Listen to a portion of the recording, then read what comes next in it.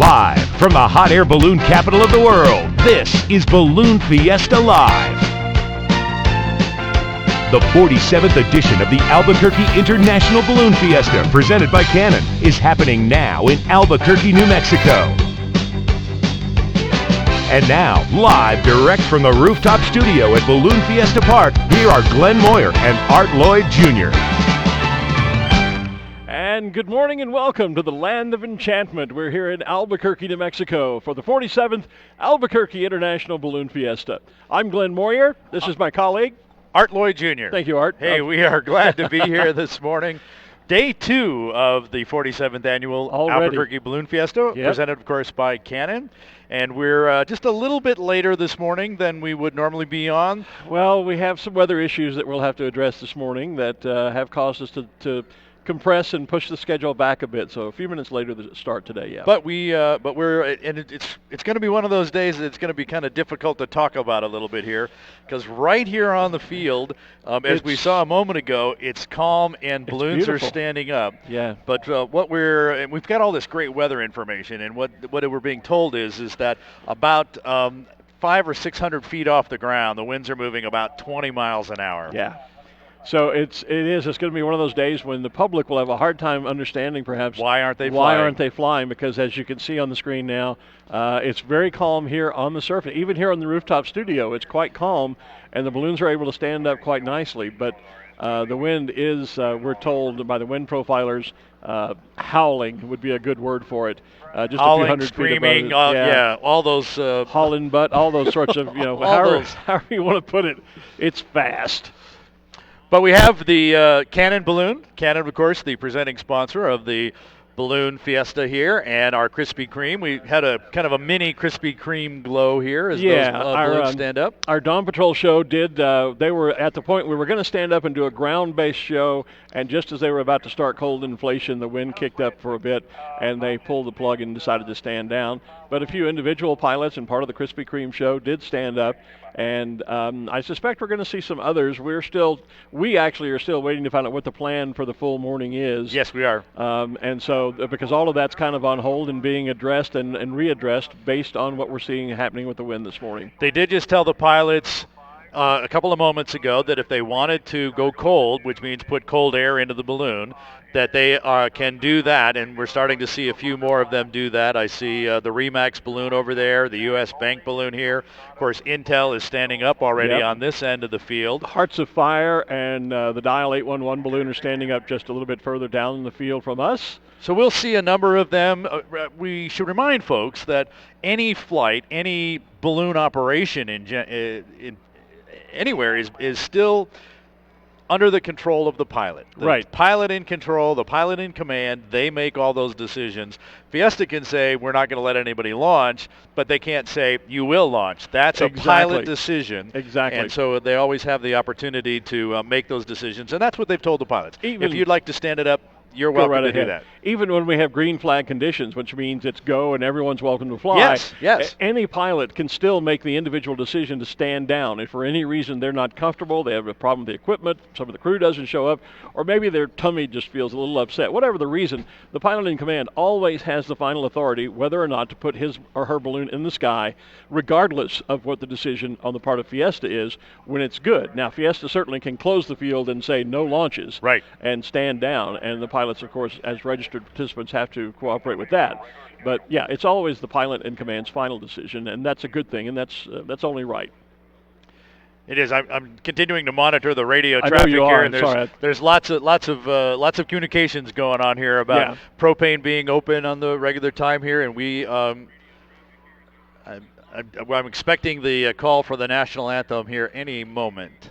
We do have, obviously, as you said, Johnny Petrin has the Cannon balloon stood up just in front of main stage, which is where the anthem will take place, along with the Krispy Kreme balloon. And so we are waiting word, and Art is busy trying to monitor our radio communications with Sam Parks, the balloon meister, and the various staff and safety officers.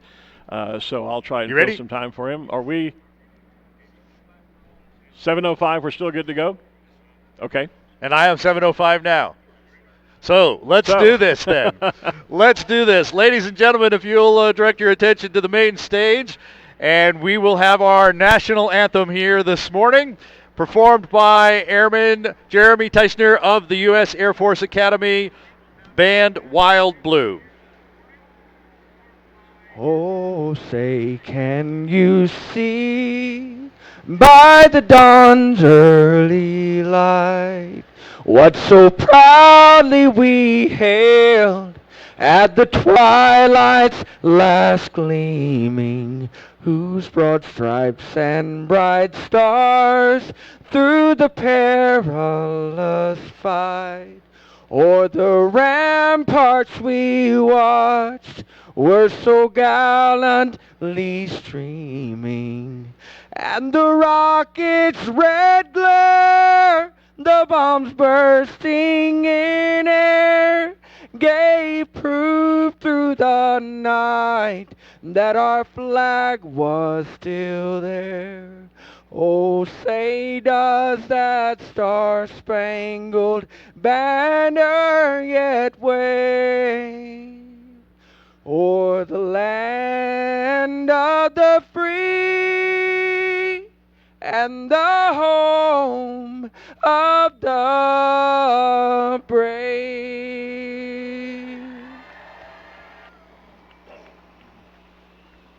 How's that for a national anthem and an opening ceremony? That was kind of awesome. We had planned for the all burn of the burners to be on the final note of the anthem, and I thought we had missed the cue because everybody was burning, and they just burned right through the anthem. They must have heard me say, "Let's do it," and thought it was time to burn. It was time to burn, and everybody burned, so that was pretty awesome. Yeah. Great job, pilots. Thank you very much for helping us out with that. Great job, Airman Teisner from the U.S. Air Force Academy Band Wild Blue. We may have started a new tradition at Fiesta. We might have. We might have, you know. This might be something we see more of in the future.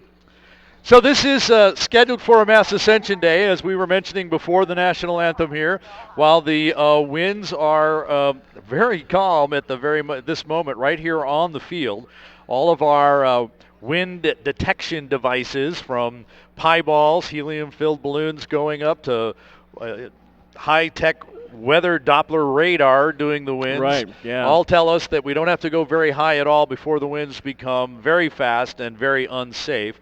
And the other thing that happens here is the winds always mix down after the sun comes up. I thought we needed to get into explaining that, because people will say, well, if it's calm on the ground, then it's only fast up above. What's the problem? Don't fly up there. Yeah, just don't fly up there. Fly low. Well, that in itself is a problem.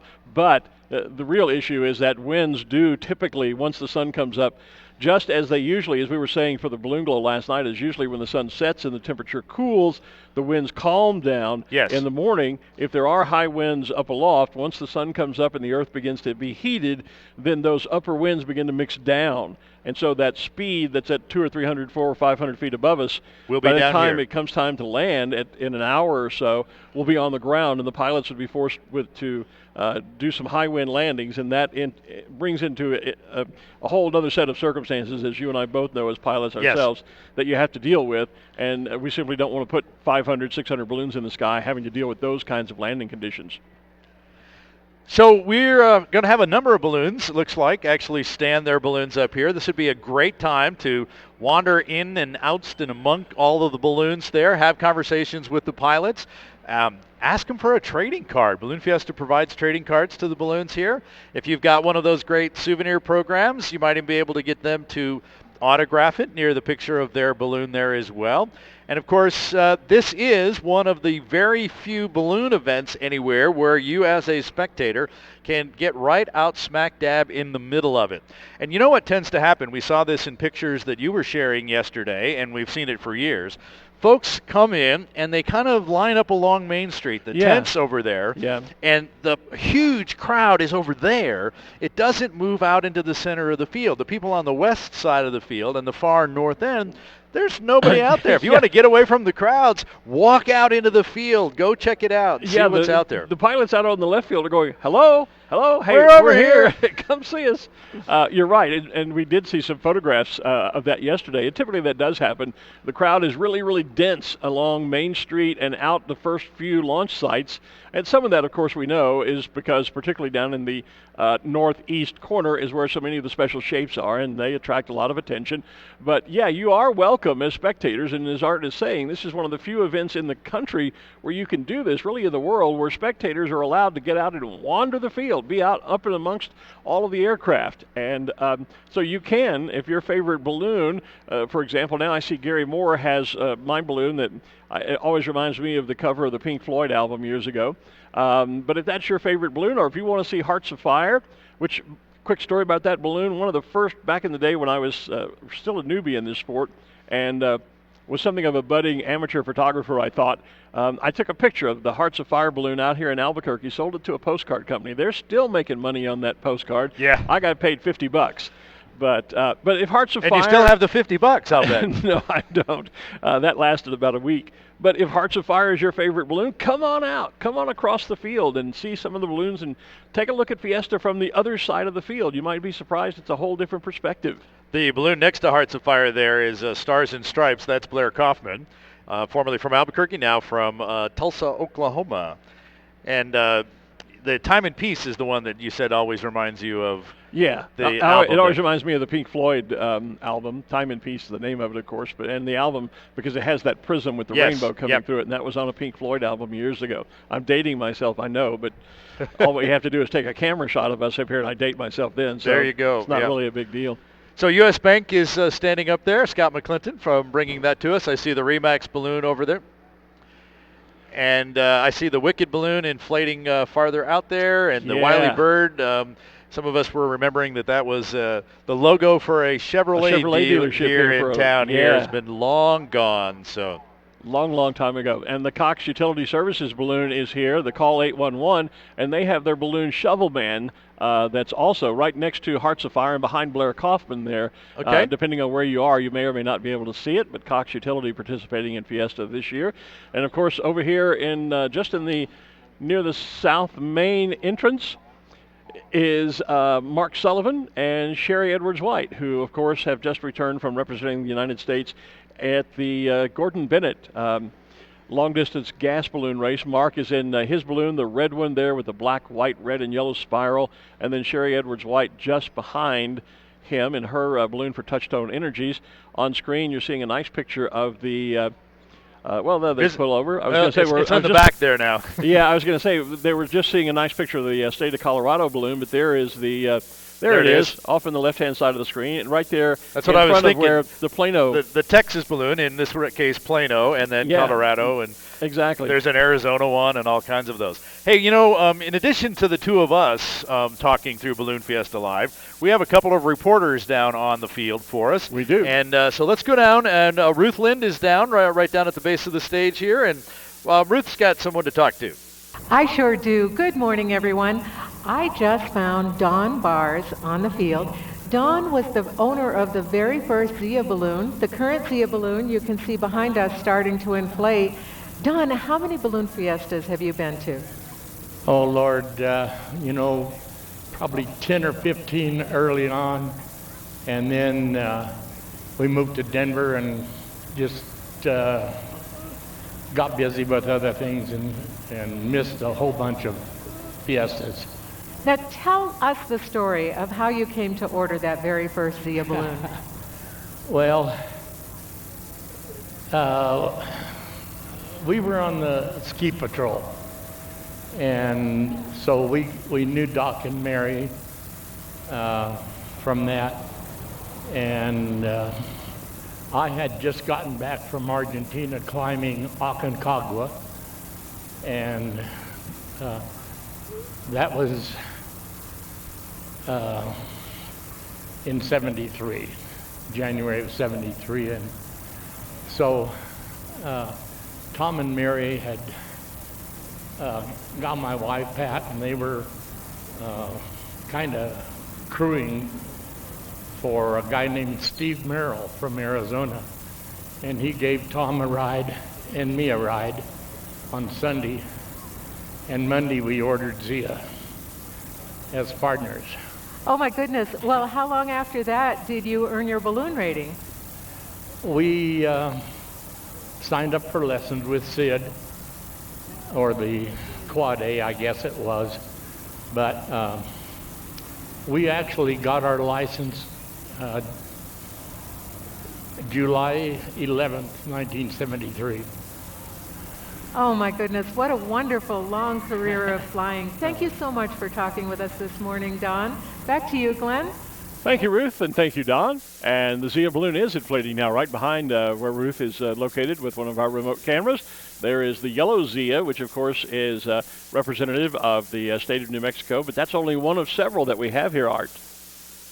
That we've talked about all those pieces. I actually got to meet Don here this morning. Dr. Tom McConnell took me over and introduced me to him, and I never knew that there was another person in there. I always thought it was the McConnells that were associated with the Zia balloon. I did too. I've known the McConnells for a number of years now, and always thought that was just their balloon. And it has been, and I think they're on the third generation of pilots at least going through that balloon. But you were mentioning, yes, there are a number of Zia balloons here. The traditional New Mexico flag one, as we're just seeing there, the yellow with the red Zia. Is. Yep, there it is. And there is a blue balloon that has a yellow and red Zia on it. There is a red balloon that has a yellow Zia on it. And then we kind of snuck in on us here, Preventative Pest Control. They brought a brand new balloon last year. It has a spider on there and another bug on there.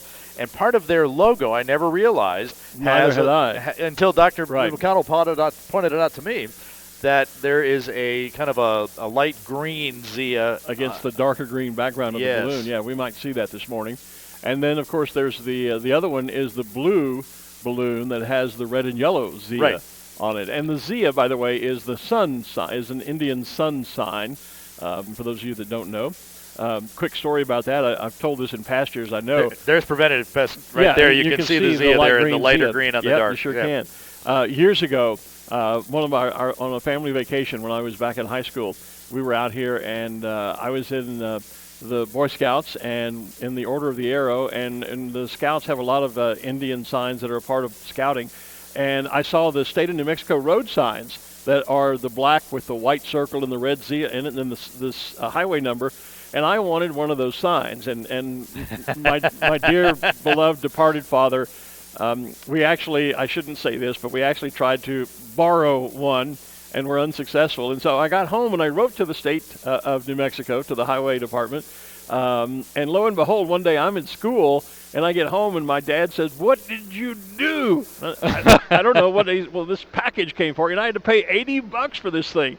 And they had made me a sign with my Boy Scout troop number on it, which I still have to this day. Oh, wow. What a great story. Yeah, so that's my relationship with the Zia. But my dad just was absolutely beside himself because it came COD. But, I probably had to mow the yard a few extra times to cover the cost. Yeah, I'd have had you do that too, to pay it all off there. Hey, right behind, just on the next row beyond the Zia balloon we were talking about, of course, right next to it is the Coca-Cola Classic balloon. Coca-Cola and their family of products are the official soft drinks of Balloon Fiesta. And speaking of drinks, just behind the Coca-Cola balloon, coming up almost simultaneously, is the Blue Chair Bay rum balloon. Now, this was a sponsor for the recent Kenny Chesney tour, and Glow Kehoe is here as the pilot of that, and we were all hoping that they'd be passing out samples or something, I think, or that Kenny Chesney might show up for Music Fiesta a little bit later this week. That was certainly the hope of most of the folks on the Balloon Fiesta staff when we found out the Blue Chair rum was coming. And so far there have been no samples, and nor has Kenny Chesney shown up to talk with us either, so I think we may strike out on both accounts. But it's good to have the balloon here with us. Somebody needs to share our live feed to him and that we're talking about. Yeah, we're talking about him. Absolutely. Maybe we get Kenny to come on live with us. That'd be great. Hey, a lot of people are tuning in to Balloon Fiesta Live this morning. They are. We, of course, are streaming on Facebook, on the Balloon Fiesta Facebook page. On balloonfiesta.com has our YouTube feed embedded in it. And we're going to attempt to interact with those of you on the Facebook side. So we've already heard from upstate New York, Naples, Florida, Blaine, Minnesota. Those are just a few. Oh, here's hello from France. Well, good afternoon over there. And here's a shout out from Mary Hollyfield from says, "Good morning from Beaumont, Texas. Mary, Beaumont is my hometown. Born and raised there. Started my career at KFDM TV, Channel 6, with Larry Beaulieu. So good morning to you." Couple folks checking in from Brazil. Kunkletown, Pennsylvania is saying good morning. So, yes, go ahead and be sure and share our feeds out with all of your friends and neighbors and enemies and anybody who will listen to you, share it out there. We had an incredible response to yesterday morning's show. At the end of the show, we had 103,000 views just who had watched us during the live broadcast. Last time I checked, that had grown to over 150,000 views throughout the day. So we would love to have you share that out. We'd love to have hear your comments, read your comments, and we'll attempt to interact with you as the morning goes along. Yeah, I got a shout out from Australia, from Michigan.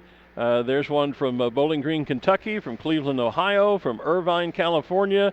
Let's see, somebody from Cochise, Arizona, asking, say, please show the one from Thailand. I assume they're meaning the balloon from Thailand.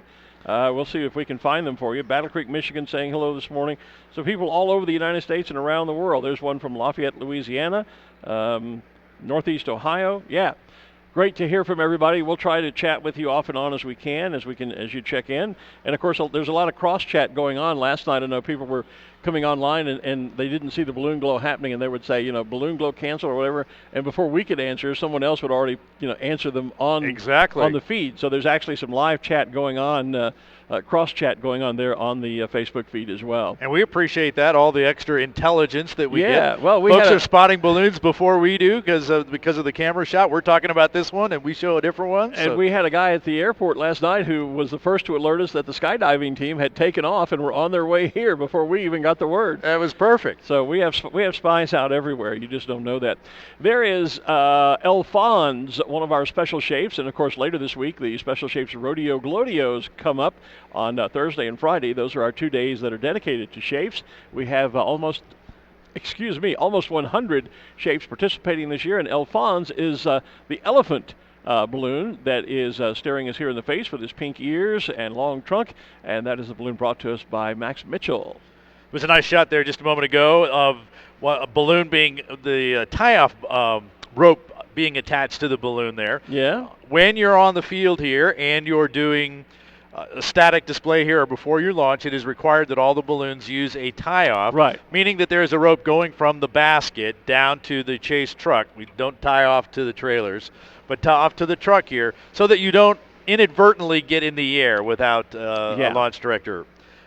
So that's what those ropes hanging from the baskets are that we saw nicely there. And there's that shot of Alphonse you were talking about. Framed nicely by Intel and Coca-Cola. Yep, and the Zia down in front. So they're still cold inflating the Zia balloon. When he gets up, that'll block our view of Alphonse. Yes, and we have cameras spread out all around the launch field, but of course you will be seeing balloons that we can't see. So if you wonder sometimes, those of you that are here on the field, on site, if you're wondering sometimes why you hear us talking about this balloon or that balloon, it's because they are balloons that we can see. Now that we have the first couple of 3 rows of balloons pretty much all standing up, we really can't see what's happening at the other end of the field. And I know that's where a lot of the shapes are. Darth Vader and Yoda are down there in particular, but a number of the shapes are down in the north east corner of the field, and we just simply can't see that until one of our cameras perhaps gets that shot. So you'll just have to bear with us on that. But we try to show you and tell you as much as we can about what is we can see anyway. What's in front of us. And it is nice to have the different camera views that we can see things that we can't see in person with our own eyes here. But when we do these statics, it is a little difficult to find the ones out there on the north end. I am seeing, and we don't have it on our camera, but if you look quick, right beyond the Zia balloon there, it looks like the seal balloon. The seal, yeah. Cindy Seal. Cindy, yeah, we were trying to identify the seal the other morning because he wasn't in our spotter's guide. And you found out the reason for that and told us, and I've forgotten it already. But it's a second balloon. There are a number of pilots who will bring not only their primary balloon, but they'll bring a second or a third envelope. Okay. And they're only required at this point to send us a picture of the first primary one registered balloon. Yeah. Because we make the balloon cards of those. So, yes. So that was why he wasn't in our spotter's guide. And when he first inflated and flew the other morning, it was just yesterday. Gosh, it's been a long week already. And but we didn't know who it was, so yeah. But we know now. Pat Rolfe. Yeah, we had some of our reporters do a little digging, and we came up with who it was.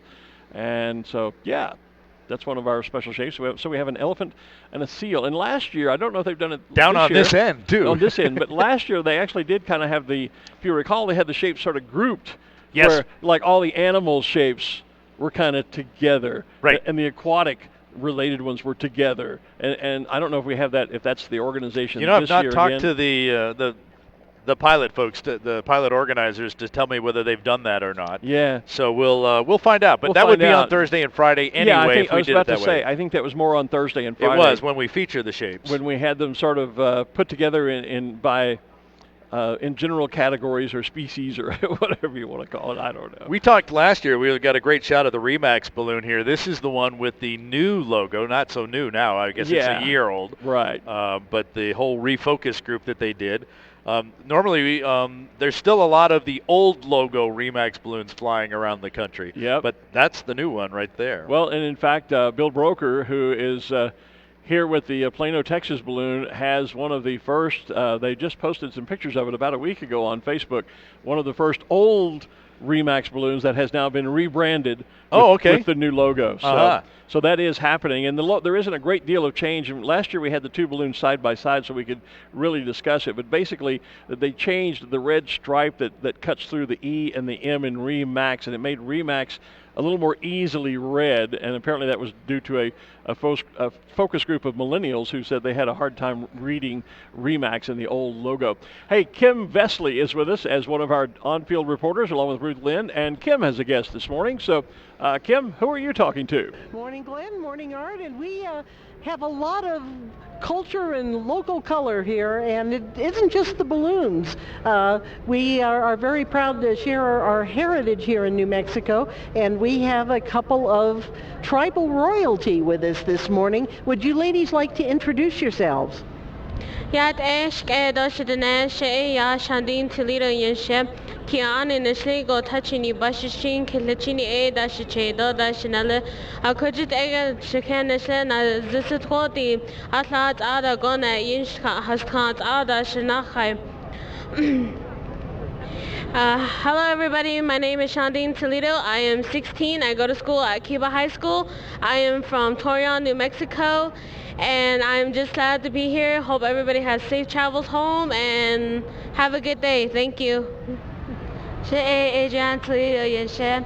Kiani Nishnigo Tachini Bashichi Kalachini Dashichedo Dashinele. Shema Sharon Kali Tulia. Shaja Pranal Toledo Lia. Shache Barbie Kalitulia, Sh Masana Rosestone Wadia, Chanela Staniki Ya Evelyn Toledo Waliende, Chanela Hastine Peter Senior Toledo Walia. Good morning, everyone. My name is Adrian Toledo. I'm 13 years old and I go to school at Torreon Day School. And I live in Torreon, New Mexico. And the language is the Dene language, the Navajo language, which is one of the great heritage of New Mexico, and was actually used by Navajo code talkers during World War II. Is it your first time at Balloon Fiesta? No, I've been here many times. And how about you? I've been here many times too. Do you all have a favorite balloon? I would say Yoda. Yoda. I don't know. They're all pretty cool, huh? So how many years have you been coming? How old were you the first time you came? I was 1 year old. Oh, wow. And how old were you? 1 year old. 1 year old. So do you come back every year, or? Yes, we've been coming here every year. So what do you especially look forward to about coming to Fiesta? The balloons, how beautiful, how great it is, and seeing other people. It's just beautiful to see balloons fly and other people having fun and looking at the balloons. Of course, you folks are in your traditional costumes. Do you get a lot of questions from people about your costumes and about your tribe? Yes, I've been asked many times. And what do you want to share about your culture? Mainly what I'm proud about my culture is that our language is very valuable, and the way we dress is the way our ancestors were dressed, so it's like passed down from generation to generation. Well, this is a delight to see you, and we want to let you go and give you time to walk around and enjoy the fiesta. Thank you very much, ladies. And we'll go back to Glen and Art up on the tower. Thank you, Kim, and it's great to see a representative of the Navajo Nation out here. Some years ago, Art, we were flying up at Lake Powell, Arizona, and I had a couple of great Navajo guys that were crew for me, and they actually translated the balloonist prayer in the Navajo. Oh, and nice. we published that in Ballooning Magazine some years ago. Yes.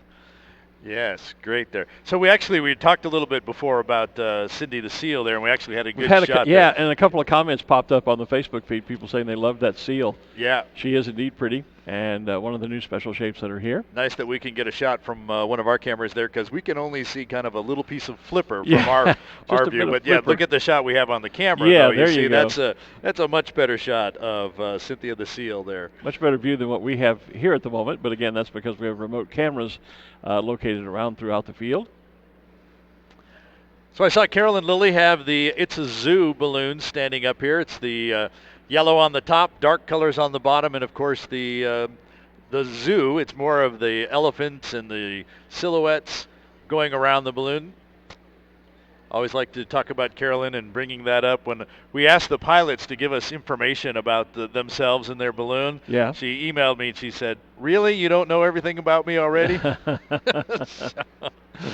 Well, yeah, and you and I both know a great many of these people, obviously personally, and so in some cases we do know most of the background and the story of the balloons, but there are an awful lot that we don't, and so that's where having them send that information in becomes very helpful.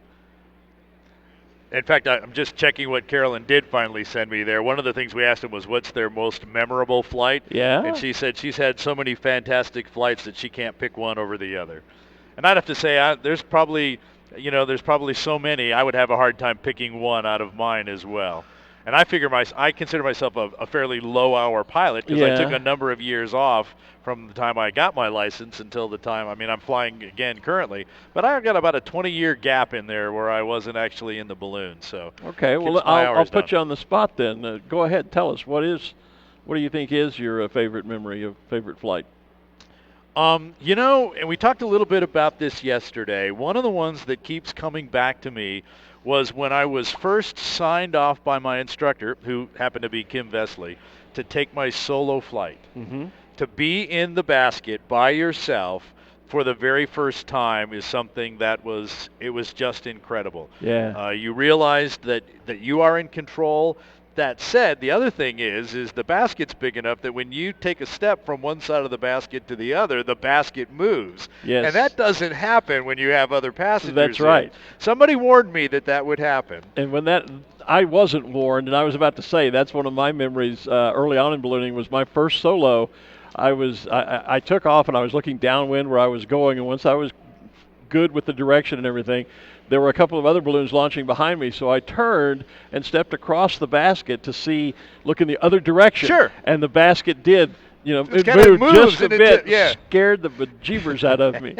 So it's interesting that you have that same memory and I'm sure several pilots probably do. So, of course, we mentioned Canon, the Sea Impossible balloon there, the presenting sponsor here, and right behind them, the Dos Equis balloon, Scott Appleman, who happens to be the owner and CEO operator of Rainbow Riders, and then right behind that was center stage. We saw the wheels. The Weather Channel is out here. They were streaming live yesterday morning. I'm not sure about this morning yet, but the Weather Channel, every balloonist's friend to be able to check and see what's going on. And we're dealing with a bit of weather this morning, so it's great to have the Weather Channel here. And I don't know that we can get a shot of it. I haven't seen it on camera yet, but from where we are, Art, if you look right to the right of the Coca-Cola balloon, just to the left of the Blue Chair Bay balloon, look through there. You see that yellow balloon with the big smile on it there? I see the yellow one. Okay, see the big smile, the open teeth? Oh, there it smile? is. Oh, the other side. That is the brand new emoji balloon. There you go. And that's Lee Hooper and Lindstrand balloons from over in the UK that have brought that to us. It's just to the left of the shot we have. So if you can, whichever camera we're on there, whichever Steve. camera, if we can pan that camera a little bit to the left, we should be able to see it. Good eyes, but, Mr. Glenn. Yeah. Well, I recognize it only because the balloon made its debut over at Longleat when we were there in England just a few weeks ago. And that was the first time that it was actually delivered to Lee at the balloon event itself. Oh, wow. So that was the first time I'd seen it. But that's there the it brand is. New, there it is. You can see it. You can't see the whole emoji, but that is the yellow it's with round. the little red. So those of you that are using emojis on Facebook and Twitter and whatnot, there now is, and there's going to be a whole series of them, I'm told. So that's the first one. And even in the program on the emoji balloon, all we have is the artwork. Is the artwork. That's right, because it had not been built yet. Exactly. So we now have the actual balloon here. So get yourself a program and go by and have Lee sign the program for you. And take a picture of the balloon at the same time. Now you'll have a real picture. You'll have a real opposed picture. to artwork. Absolutely. Ruth Lynn has a gentleman from the Albuquerque Police Department with us again this morning. So Ruth, go right ahead. I'm here with Rob DeBuck at the Albuquerque Police Department. Rob, we've seen a lot of police presence on the field. Is it beefed up this year, or is this the way you guys have been doing it right along? We've always been doing it this way, Ruth. This is one of the biggest days in the country, and we're certainly going to bring out all the stops to make sure that everybody's safe out here. Albuquerque Police Department works in concert with law enforcement agencies across the region, New Mexico State Police, the Sheriff's Department, Albuquerque Fire Rescue. We all want to make this as safe as possible. So there is a tremendous police presence here. Of course, the APD horse unit, which is always a favorite, but we're very serious about safety. This is a great event, one of the best events in the world, and we want to make sure everybody's safe here. Thank you. Tell us about the preparation that goes into APD getting ready for this event. I'm sure it just didn't happen last week. Okay, so the Balloon Fiesta will end on Sunday, right? Next Sunday. Planning for the next one will begin that Monday. So this is something we take very seriously. A lot of staff hours goes into preparing it. And of course, there's a great deal of financial resources by the city of Albuquerque to make this a safe event. So planning is pretty much a year-round process. That's wonderful. We so appreciate the safety that you provide for us here at Fiesta. Back to you, Glenn. Thanks, Ruth. And you're absolutely right. The APD, as well as the New Mexico State Highway Patrol and others, play a very important role here. And, you know, we keep pretty long hours, Art and myself and Ruth and Kim and our production team. We're all up at dark 30, usually 3 o'clock, 3:30 in the morning. And when we arrive here at the park about 4 a.m., APD is already out. They're controlling traffic. They're marshaling all the different traffic cones to set up the traffic patterns, et cetera. So as long, we keep some very long hours over the 9 days, and I can't imagine the hours those guys, ladies and gentlemen, must keep. And hats off to all of the law enforcement agencies that are involved with Balloon Fiesta. We couldn't do it without them, certainly. And there are many, many of them that we don't even talk about that are out here as well. Oh, yeah. Because it's not only the locals, but the federal folks get involved as well. So. Yes, and we have even, I know in years past, and probably still do, have even had a presence of Homeland Security here on the site. And remind me, I'll tell you the story one day about the guy that showed up with a guitar case, but there was not a guitar inside it. Oh, yeah. He was a Homeland Security well, we were doing some person who was here. We were doing some test flights about 2 weeks ago out here on the field with the drone that we have flying out here, and there was like maybe 2 vehicles on the field here plus us, and we're flying this drone around. And next thing you know, one of the vehicles comes over, and the guy introduces himself as one of the technical people from the FBI. And more curious about what the drone, how that was operating and all that kind of stuff. But we had a nice conversation about coordinating frequencies for radio communications and cameras and all that other stuff going out here. But yes, they're definitely out here paying attention and keeping us all safe throughout the entire event. Well, and I know I haven't seen it this year, but I know in past years I've been here early in the morning, and they actually had an electronic scanned aircraft that flew a pattern over the balloon field and scanned for potentially, I guess, for explosives and things of that nature.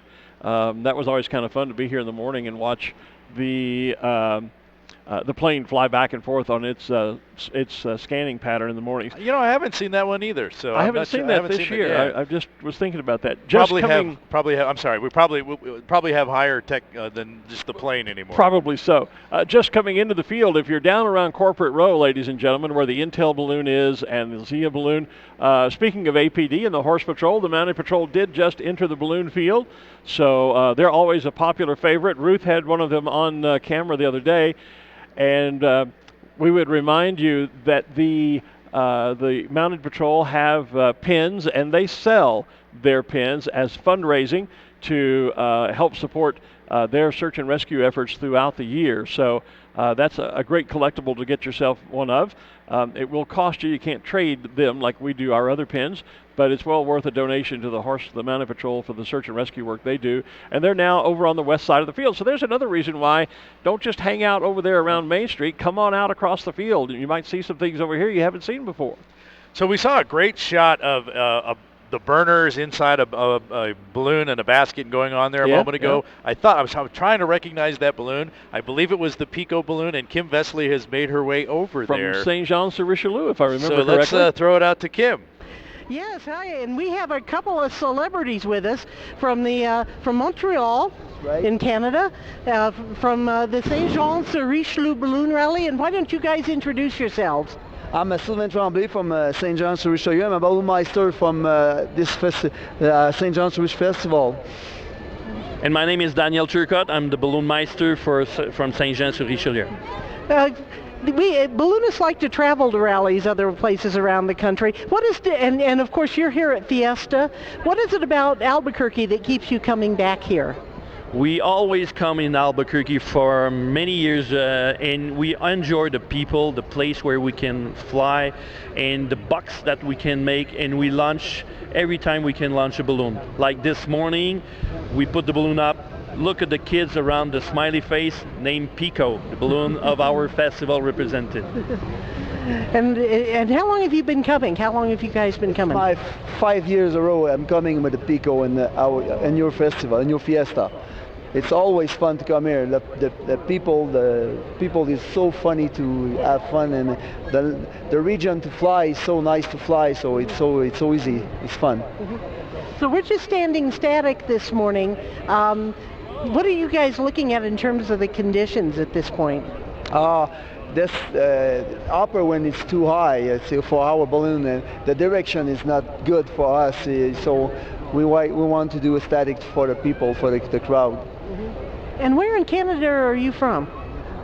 And we're from in Quebec City. The St. Jean-sur-Richelieu is about 25 miles south of Montreal. Would you like, we have an international audience with Balloon Fiesta Live in Canada, in France, all around the world. Would you like to say something to them in French? Oh, yeah. Since that's your first language. That's right. Ben, on dirait, va vous parler en français parce que moi, je viens du Québec. J'aimerais ça dire bonjour à tout le monde du Québec ou des Français qui parlent français ici. Pico, c'est une face internationale, puis c'est le fun de vous voir ici. Bon festival. And we met a lot of Canadian from Winnipeg, from British Columbia, and all around our country. So they're here to see all the.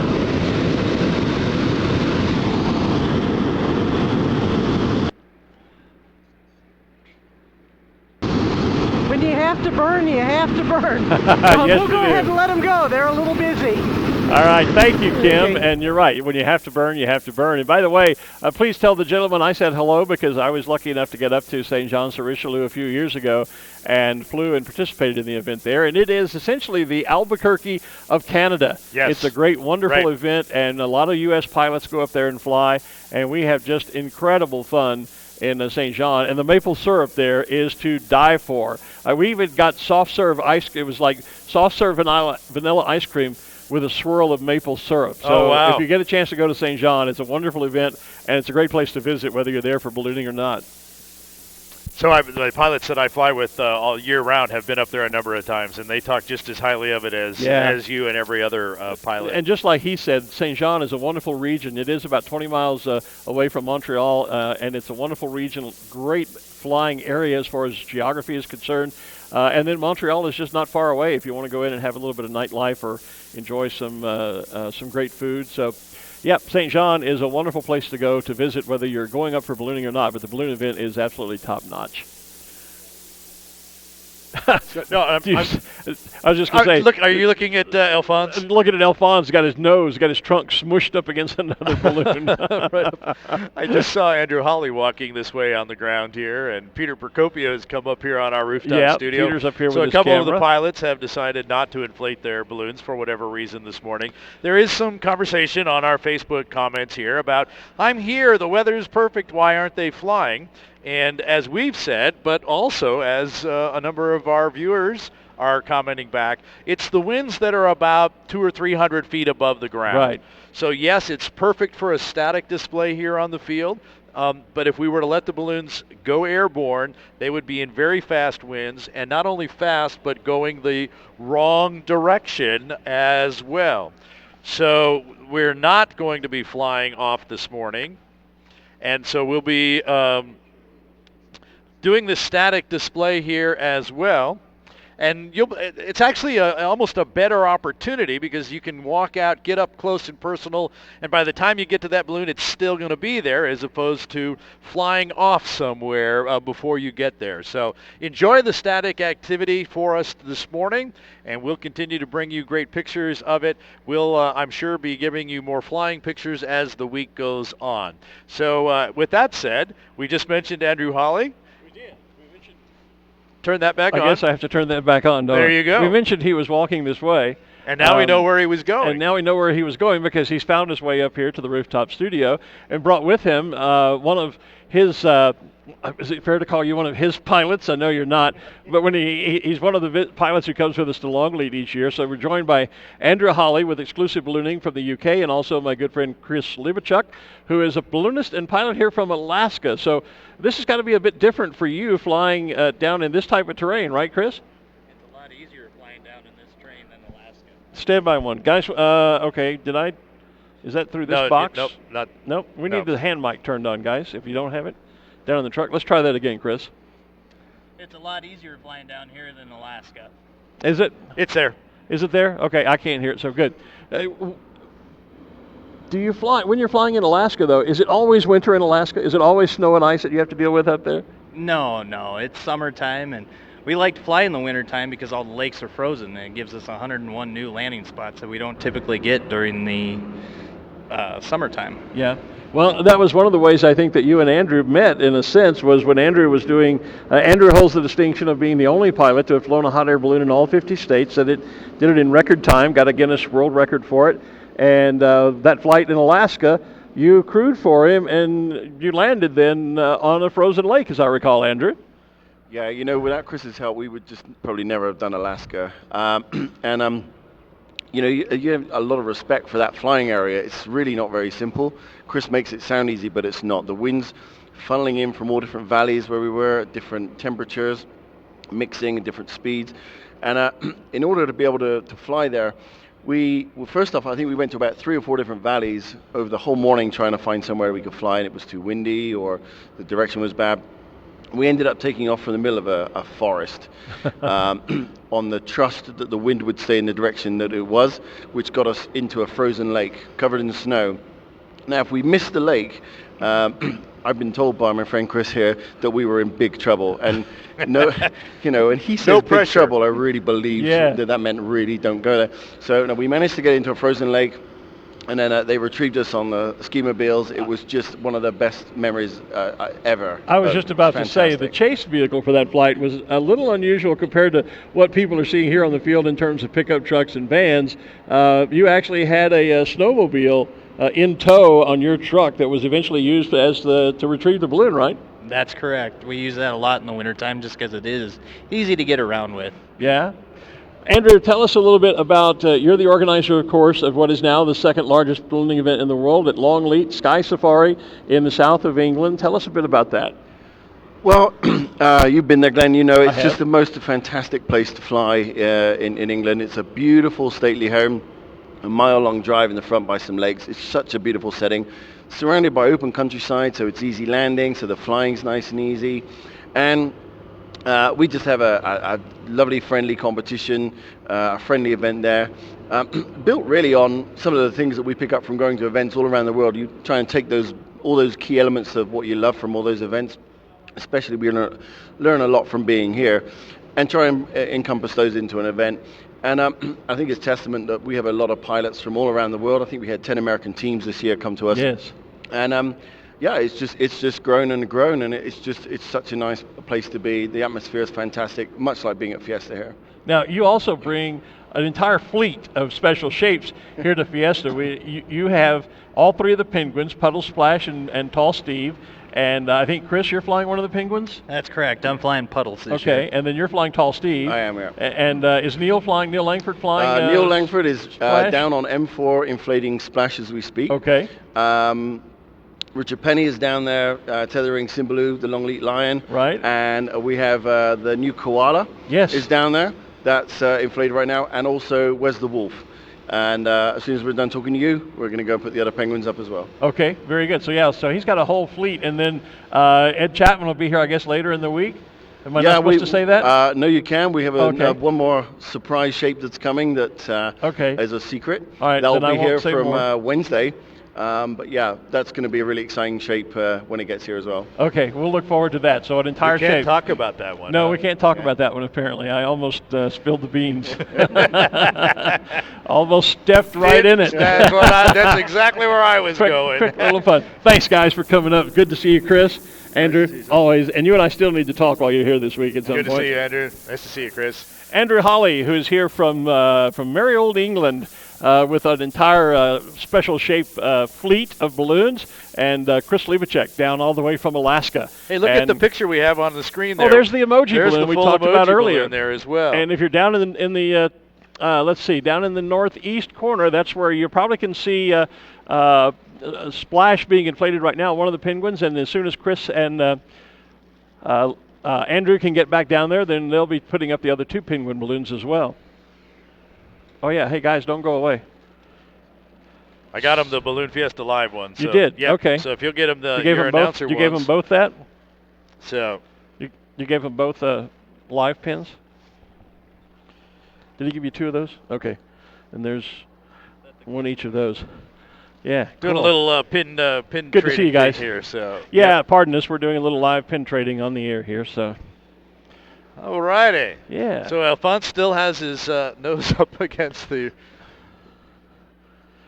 Okay. So yeah. Troy's waving at us even already down there. So Fonz has got his nose still smushed up against the balloon there. So Ruth does have. We just stole her thunder. Has Troy Bradley, a world record balloonist and Albuquerque superstar, with her. So Ruth, take it away with Troy. Troy absolutely is a superstar. He's on the board of trustees for the Balloon Museum and on the Museum Foundation. He's also the NAA representative to the Balloon Federation of America board. But in my mind, better than all those things, Troy has more world records in balloons than I can count.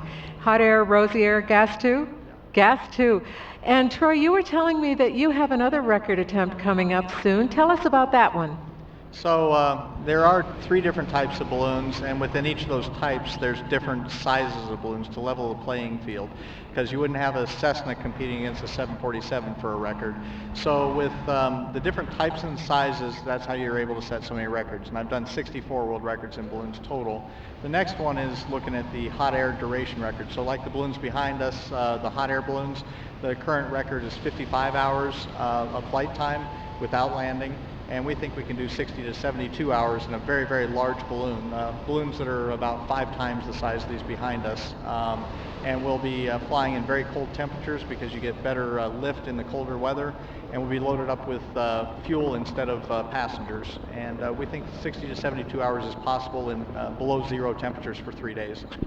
3 days, below 0 temperatures, camping in a wicker basket. Okay, now your co-pilot on this flight is someone that you have experience setting records with.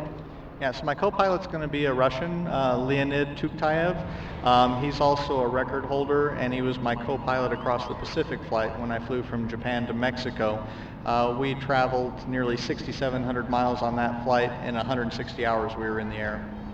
160 hours. Oh my goodness, I can't even imagine. I remember when you and Richard Abruzzo took off out of my hometown of Bangor, Maine, and you flew across the Atlantic, and you set a record in that flight and won the race. Yeah, the Atlantic flight was the first race and the only race to have ever happened across an ocean.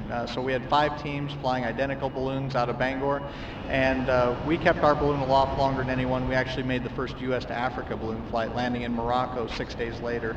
And Richard and I made a great team. He was another Albuquerque pilot, and it was an honor to fly with him because his father was actually the first to cross the Atlantic in 1978, and then the Pacific later in 1981.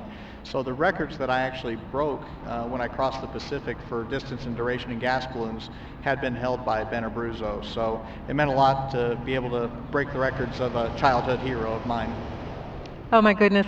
We have some true rock stars on the field at Balloon Fiesta this week, and Troy, you're one of the best. Thank you so much for being with us. Glen? Thanks, Ruth, and thank you, Troy. And you're right, he is an absolute rock star. I met Troy years ago at Favia, actually, 1993, which was right after that flight that he and Richard did from the U.S. across the Atlantic to Morocco. And we were both much younger then, but we've been great friends ever since.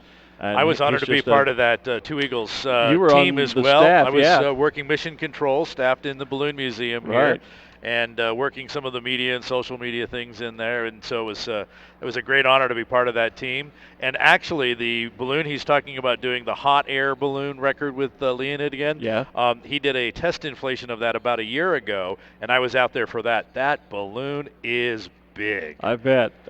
Man. Well, and it's Troy is always one of my favorites because he's a great contributor to Ballooning Magazine. As he said, he's done 60-odd world records and national records, and I think we've covered every one of them in the magazine, usually because Troy is kind enough, once he's made the flight, to write up the experience to share with other balloonists through the magazine, and so he's a great contributor to us as well. Well, one of the things that we talked with him about on that Two Eagles flight, and I think it carries through all of his flights here, yes, he's about doing the records, but he's about sharing that experience with everyone, and even more so, inspiring folks to achieve greater things. Right, to go out and set their own personal best. It may not be a trip across the Pacific Ocean, but it might be just a flight of 100 miles that you've never done before. And Troy does, and he is always willing to share. I know he's been a guest speaker at a number of different balloon clubs all across the country. Yes.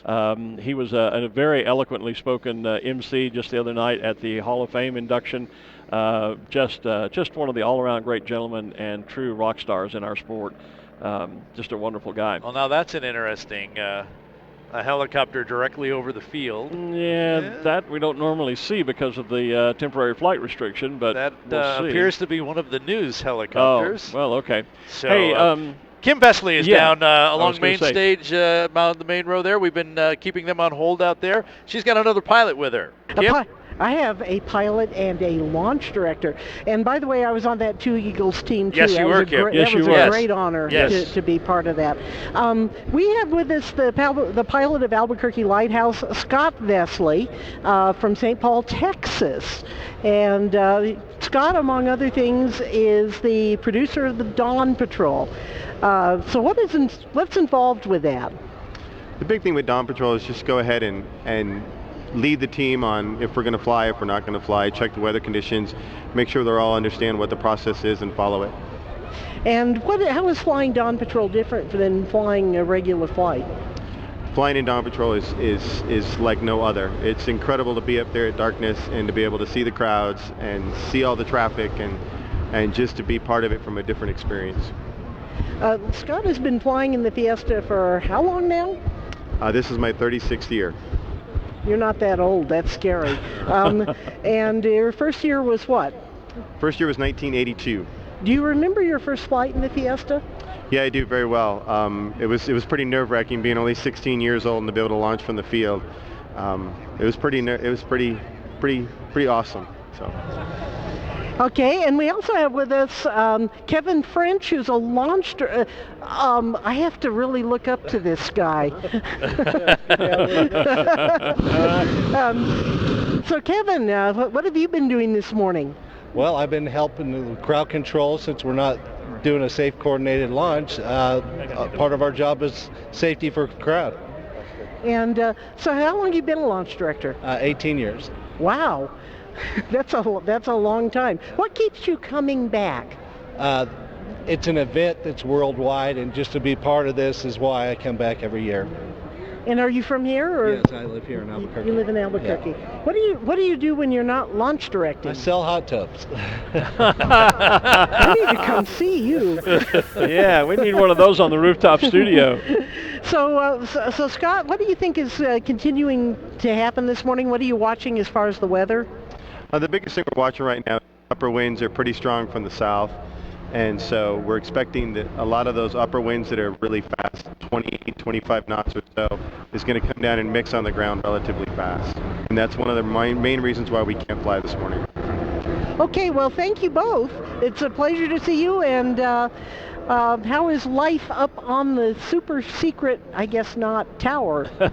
Well, not super secret anymore. Yeah, not so super secret anymore because we're lit up like a flaming star. It seems. I think they can see us, especially in the pre-dawn hours, all the way from the other end of the field. I think they can there. Yeah. So the whole family there, by the way. I don't think Kim mentioned that. She didn't mention that. That Scott his is name is Scott Vesley and Yes. Kim is Kim Vesley. So if you haven't figured that out, there is a relationship there. Stepson. Yeah. And in the basket was Scott's wife and son. Oh, I didn't. That was I didn't- Alec. Alec was standing behind him. Oh, I and, didn't see that. Yes, and Alicia standing behind. Well, Scott Alicia there. came up and was kind enough to give me a nice hello hug last night. So I've seen Alicia, but you can never see too much of Alicia. There you go. Our other reporter, Ruth Lind, has been busy as well, and she's down there with some, looks like some spectators. Ruth, is that right? Spectators. Oh, yeah, spectators. Yeah. I'm with Matt and Bobby Whitaker. And Matt was one of our first 13, and right. Matt was one of the ones involved in selecting the first 13. What was that like, Matt? Well, it was beginning something great, and I loved ballooning. And then when we did our first, let's say, like we had the balloon set up here, but we had to inflate on dirt, and we had to wipe up the dirt off the balloons and bit, and it was I never dreamed it would be like this, and it's excitement. Well, you've been out here. I've seen you at these events for 30 some odd years. Have you ever missed one? No. Oh my gosh. You can't do that. Oh my gosh, of course you can't do that. Bobby, you've been out here for all of them too, haven't you? What's it been like for you watching this grow over the years? Well, when we came in 1972, the whole family came. And Sid Cutter had called Raven Industry to find out how can he get pilots to do this. And Raven says, call Matt Whitaker because he does the St. Paul Winter Carnival balloon race. So we give Sid some of the pilots' names, and he managed to get 13 out here. And something that didn't occur to me till a couple of years ago, when we all thought Matt won the race. He was down, and the crew yelled saying, we won, and Matt said, you never win a race until they're all down. Well, Wilma and Don Picard were still flying quite a ways away. And, they said, oh, you won. Lo and behold, do we realize at that time they had a box. They came in and won the race. And we had a box in 1972. Oh my goodness. Oh my goodness, the stories. And pilots still do that kind of stuff today, so I'm told. Not that I've ever done it, of course not. Matt, you were also very involved in Raven Industries, and you operated a repair station, and you were a designated examiner. How have you seen the training and the skill of pilots change over the years? It's hard to tell because we had to educate a lot of guys, have them do be working on what's going on and coming up with good instructors. And that was key also,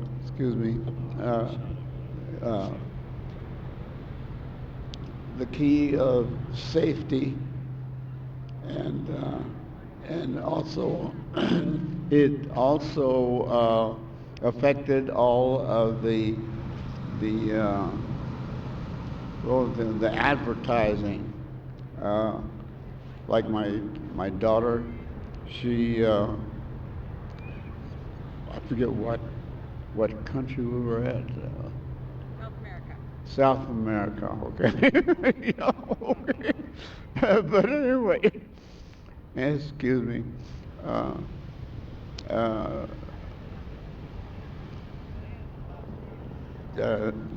Donna had gone all the way up, I forget the name of the mountain. The Andes. And anyway,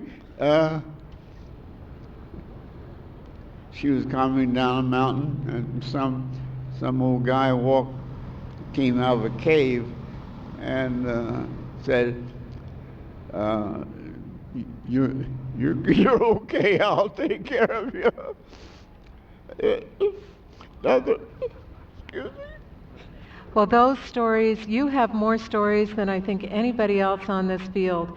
And we are so very happy to have you and Bobby with us today, and Donna, who's been helping out. Thank you, Matt. Glen? Thanks, Ruth. Thanks, Ruth. And please say hello again to Matt and Bobby. We saw them Friday evening over at the Hall of Fame induction, and it's great to have Bobby here with us, as Ruth said, one of the original 13 pilots who started what we are enjoying today, this 47th edition of the Albuquerque International Balloon Fiesta, presented by Canon. And we haven't mentioned Canon yet this morning, and we probably should, because they have a wonderful display just at the south end of the field here. And as some of the balloons now are beginning to deflate and sort of starting I guess they're kind of beginning the end of this morning's display, now would be a great time if you're into photography at all to go by and visit at the Canon tent, take a look at some of their latest and greatest cameras and lenses. If you're here with your camera and need some tips on how to take great photographs out here, they're happy to do that.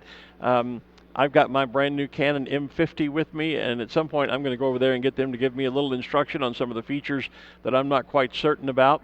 So it's a great place to stop in and learn a little bit about photography and cameras while you're here. We are lucky enough to be using a number of Canon cameras as part of our production team. And they, of course, are the official camera, and they're the presenting sponsor of Balloon Fiesta. Great to have the friends from Canon here with us. And again, you and I are supplied. Let's talk about the binoculars with here. Those magnificent image stabilization equipped binoculars that we'll be using extensively come Monday when we begin the competition part of the event. We've relied on them for the last 3 years. Canon always so kind to provide us with those for the week out here. Just wonderful people, and we're thrilled to have Canon with us as our presenting sponsor. So their tent right at the main south entry to the field here by Corporate Row. Can't miss it. Can't miss it. Nope, can't miss it. Not Stop at in all. and see them. Thanks. They've been great people to work with here at Balloon Fiesta for the last few years, and their contract of the presenting sponsor goes for a couple of more, so we are glad to always have them here. Great folks to work with. Well, and they provide the cameras and lenses that all of our official photographers are using. Yes, they do. It was through my contact with Canon that they actually were kind enough to let me try out the Canon M50. It's one of their brand new mirrorless cameras, which will mean something to the photographers, not maybe to other folks. But I was looking for a new travel camera to take to Scotland and the UK with me, and they were kind enough to ship me one, let me shoot it for a week or two, and then I ended up buying my very own. I just absolutely love it. So they're good folks, and a good place to stop and visit, learn about photography and Canon cameras while you're here. Right in the middle of our shot there, the purple one and the kind of white little spikes coming out of the side of it. Yep. You can't read the rest of the words on there, but that is we know what it is, the Admiral Nelson Spiced Rum. Rum seems to be one of the alcohols of balloon choice for some reason. Doesn't with it? Yeah. the Blue Chair and now, of course, Admiral Nelson. Yeah. In many years ago, it used to be Rums of Puerto Rico was Puerto a big Rico. deal. Yeah, Jose Cuervo would be here. We have also, of course, had, I don't know if it's here this year, we've had the Hendrix Gin balloon here. So I did not see that come through the spotter this year, but it's usually here. You're right. It's been here a number of years. We may, though. So, yeah, it's interesting. And of course, we have Dos Equis. So, yeah, the spirits industry certainly recognizes the value in some cases of marketing with hot air ballooning. We were talking about the other zebra balloon yesterday. So there is Mr. Z. Yeah, we had a good shot yesterday of Dean Carlton's balloon called Kazoo, right. which is a pink balloon with zebra artwork. This is actually the zebra special shape. And it's the head. It looks a lot like the hat that the launch director that Kim was interviewing a few moments ago was wearing. And of course, this is kind of the back side of it. You kind of see the spike hair there on it. And so his face is kind of turned around put up against some other balloon there as well. Well, we can kind of see the Blue Chair Bay balloon there. Yep. Right past the Dr. Pepper one. Yeah. So Dr. Pepper and green and Blue Chair, does that go together? I don't know. Does rum and Dr. Pepper mix? I don't know. I've not tried. I've been drinking Dr. Pepper since I was a kid. It's a Texas product. And I'm sorry to the lady who commented earlier that the guy from Texas talks too much about nothing. So I'm feeling a little intimidated and kind of cautious about what I say from this point forward. But I've never mixed Dr. Pepper with anything, honestly. So I don't know if it's like Coke and rum and Dr. Pepper. I don't know. Not so sure there. Yeah. I like my rum with Coke Zero since I can't do the sugar in the Coke anymore. Well, we both have that issue. Yep, we do. Another great shot of the emoji balloon, and there's Cynthia the Seal there. Cynthia the Seal is maybe just a little bit too far for us to get our camera out there to be having an interview with Pat Rolfe. We keep getting requests to get there. We'll see if we can snag Pat. I think, though, that's becoming quickly one of the favorite special shapes early on this year. We're only into day 2, but because we've had it on our feed and we're talking about it yesterday, the Seal has become, I think, a real favorite. Oh, and look, I just now noticed this. Look at his eyes. See the reflection in the eyeball? Yes, those are balloons in the eyes. Yeah, how cool is that? Nice. I hadn't noticed that until just that moment. Pat's from Battle Creek, Michigan, as they keep reminding us on our Facebook feed. Oh, okay. So, yep. I do see through everything there. Can't see it on our screen there. I do see Hamlet. We talked about Hamlet yesterday. Yep. Doug Gant from Florida. Well, because he was flying his the When Pigs Fly kite last night prior to the balloon glow. And I was going to say also there, someone on Facebook earlier had said give a shout out to pilot Dale Wong from California and Jeff Bennett. And Dale and Jeff are side by side right there, just beyond the Cox Utility Services balloon in the backside of Humpty Dumpty that we can see in the green balloon that has the yellow, blue, gray, pink, and purple vertical bands around the center. And then just beside it, there is a racing balloon of the same design, and that is Dale Wong out of Rancho Cucamonga, California, and Jeff Bennett. So shout out to them, as someone on our Facebook feed had asked us to give a shout out to those two guys. Appreciate that. The red, white, and blue balloon that you see on the left side of your screen, if you're able to get by our video walls or watching our feed here, that's high maintenance with Keith Lutz. That's high maintenance, that one. And our intrepid reporter, Kim Vesley, has managed to snare someone else to talk to. All right, let's go down to Kim. Hello? You're on. Oh, I'm on. Hello, okay. You're there. We have a couple of young ladies with us who, one is local, and why don't you ladies introduce yourselves? Hi, I'm Amelia. I'm Jill. And you're from where? I'm from Flagstaff, Arizona. And I'm from here in Albuquerque. So you're friends and just visiting? Yeah, I'm just visiting, here for the day.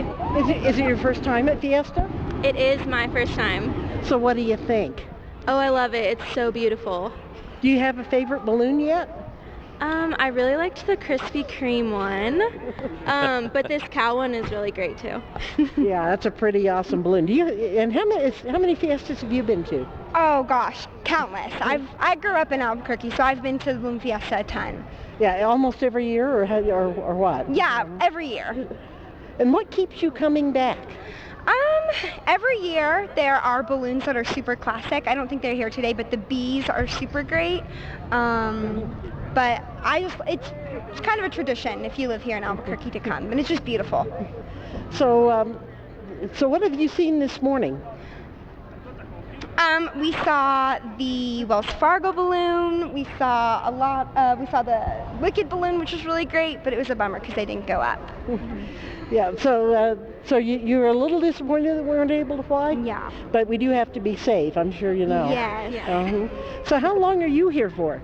I'm just here for the day. Yeah. Just to enjoy. Yeah. And were you able to come out yesterday, or? No. I actually drove all night to come see it today. Yeah.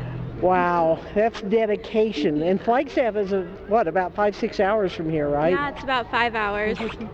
So, well, you guys, I'll let you go and go have a great time. And we have lots to do still, lots of food to eat and souvenirs to buy and all that stuff. Great. So Great, we're so excited. Thank well, you. thank you. And we still have a great show out here. A lot of balloons still inflated, and a lot of people walking around, families picnicking. It's really beautiful out here this morning, so we're having a great time. How about you guys? We are indeed, Kim, and thank you, and thanks to those young ladies. I hope they are having a good time. I know I was going to make the comment that it is sometimes disappointing when we don't fly, but in some ways, for a lot of people, a morning like this morning is actually even a better show, because the balloons don't, if it were a normal morning flight, they launch and they fly, and sometimes they fly away and are gone fairly quickly. Where this morning, obviously everyone's static display here on the field. People are able to get out and walk around and see the balloons. Well, and visit I'm with noticing the crowd pilots is taking some of our advice they and moving have out moved to the further west out side. to the west Yeah. side of the field, because there are balloons over there. Like that's where Mr. Z, and you can see Fonz, and Cynthia the Seal. They're all here on the west side of the field, so you certainly can come out and visit them. But in a lot of ways, a display like this morning is, for some, an even more exciting event than times when we do fly the balloons. I heard the girls asking about the bees. So Yeah. the bees will be here at the end of the week. Okay. Featured on our special shapes days, Thursday and Friday, rodeos in the morning, glowdeos in the evenings. I yeah. also heard them say about the cow balloon, which would be Arabelle. Which would be Arabelle, but I haven't seen Arabelle I have yet. not, but I'm wondering if she might be up back there and we just can't see that. That could yet, be. That could be. As we've talked about, because of the static display, our view kind of gets blocked from other things. We depend on our cameras. Some of the In balloons. fact, well, there it is. She is up. Okay, sure, you're right. There it is. As some of the balloons that are on the south end do begin to deflate, then we, of course, are able to see further out into the field, and sometimes all the way down to the other end. So we do see things later in the morning, or in the case of when we're flying, the balloons in front of us launch and fly away, and then we can see further down the field. But on a static display like this, our view is limited to 3 or 4 rows deep, until we do start to have some of the balloons here on the south end deflate, and we can see further out to the north. We do so, though. You were talking about the bees. We're going to be here for the Special Shapes Rodeo Glowdeo days on Thursday and Friday, and there are a number of shapes that come in only for that particular part of Balloon Fiesta, like the one that Andrew Holly is bringing to us, the surprise shape that I almost let out of the bag.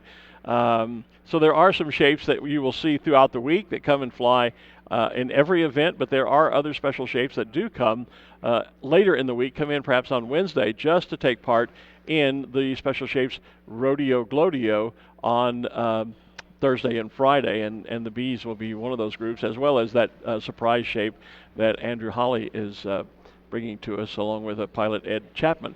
Hey, I see the Blue Chair Bay rum balloon has deflated, and that's Glow Kehoe. And Ruth, I'm not sure if her crew can hear us, but it's been suggested we should grab Glow for an interview, so maybe we can do that this morning since she's not going to be terribly busy. And speaking of Ruth, she has, we had Troy Bradley on a little earlier. This is she becoming now has family day, the Vesleys the and now the Vesleys Bradleys. and now the Bradleys. So we're starting to show off a little family involvement here at Balloon Fiesta. But she's down there live with Savannah Bradley. So Ruth, take it away. Yes, I have Savannah Bradley here. She's one of our young pilots at Balloon Fiesta. Savannah, you got your license at 16. Did you fly as a pilot in Fiesta when you were 16? Yes, I did. My first Fiesta was in 2016, and so this is my 3rd year flying in Fiesta. Oh my goodness. And you grew up, I mean, your parents were both pilots, and you grew up in ballooning, so you really don't know what it's like not to be in ballooning. Yeah, definitely. My first flight was with my great-grandfather when I was 5 months old. Oh my goodness. Wow. Well, let's move off that for a little bit, because that's just mind-boggling. I want you to tell us about your college career. Your dad was telling me about what you're studying in college and where you hope to go with that, and I just found it fascinating. Yeah, so I go to New Mexico Tech down in Socorro, and I'm studying mechanical engineering and hoping to basically work with airplanes and build airplanes and airplane parts and that sort of thing. And this summer I'm hoping to intern with the Air Force. Oh my goodness. So she's not only beautiful, she's incredibly intelligent and talented.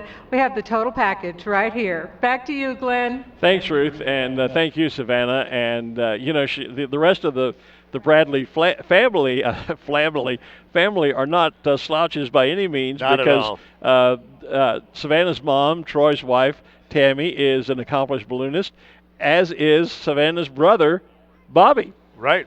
One of the youngest to fly an ultra-light balloon right. solo. Right. May have been the youngest to solo an ultra-light hot air balloon. Right. And we had Bobby on the cover of Ballooning Magazine when he did that.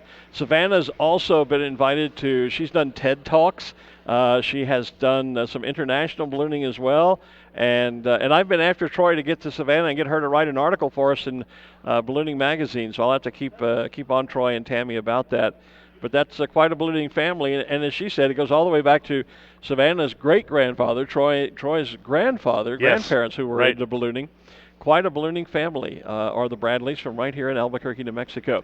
I remember meeting Tammy and Troy for the first time. They were actually still boyfriend-girlfriend. Oh, wow. And participating in America's Challenge gas balloon race that particular year. Well, the first or second year that we did that, some 3 years ago.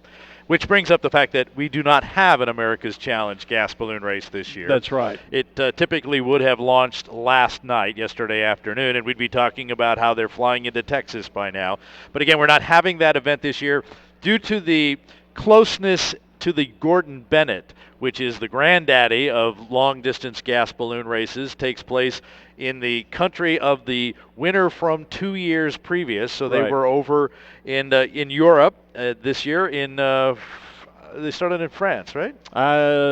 Gosh, don't get me in line. No, we're not going there. Anyway, it was over in Europe, and it just completed like 2 days ago with the banquets and stuff like that. The awards pictures are just now showing up. Yeah. There was no way to compete in both of those, and many pilots would always compete in both of those. We simply couldn't get balloons shipped from Europe to here in time to do the American Challenge. It's tough to get the people here, much less I was going to say, Sherry White and Mark Sullivan both arrived back here on Sherry had the BFA board meeting to run. She's the president of the Balloon Federation of America, and that was on Thursday. And I think she got in about midnight Wednesday night, and then Mark came in, I think, 24 hours later. Right. So they just got into town Wednesday and Thursday of this week, so there was no way.